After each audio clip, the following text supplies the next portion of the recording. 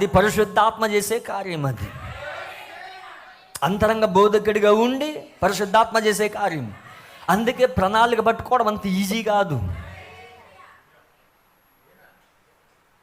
ప్రణాళిక ఒక వ్యక్తికి అర్థం కావాలంటే ముందు నిర్ణయంలో ఉండాలి అతను. అంత మాత్రమే కాదు, నీకు ప్రత్యక్షతలు రావాలంటే వ్యక్తిగతంగా ఆయనతో గడిపే అనుభవం ఉండాలి. ప్రత్యక్షతలు ఎప్పుడు వస్తాయంటే నువ్వు ప్రార్థనలో వ్యక్తిగతంగా ఆయనతో గడుపుతున్నప్పుడు నీకు ప్రత్యక్షతలు వస్తాయన్నాడు ప్రవక్త.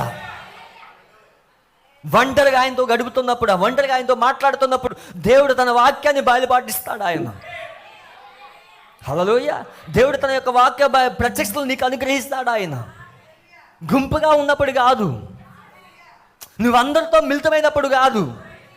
దేవుడు నిన్ను ఎందుకు వేరు చేస్తాడో తెలుసా? నీ బంధువుల నుండి ఎందుకు వేరు చేస్తాడో తెలుసా? నీ స్నేహితుల నుంచి ఎందుకు వేరు చేస్తాడో తెలుసా? నీకు ప్రత్యక్షత ఇవ్వాలని, నీకు బయలుపాటు ఇవ్వాలని. నీ జీవితంలో జరిగే ప్రతి సంఘటన దేవుని యొక్క కంట్రోల్లో ఉన్నది. మర్చిపోక ఈ విషయాన్ని. నీ జీవితంలో ఏ సంఘటన జరిగినా అది దేవుని యొక్క కంట్రోల్లో ఉన్నది, దేవుడి యొక్క ముందు నిర్ణయంలో ఉన్నది. ఎందుకంటే నీ జీవితాన్ని దేవుడు జగత్తు పునాది వేయబడక మునిపే ఆయన డిజైన్ చేసి పెట్టాడు. ఆయన నువ్వు అనుకోవచ్చు, నా జీవితం ఇలా ఎందుకు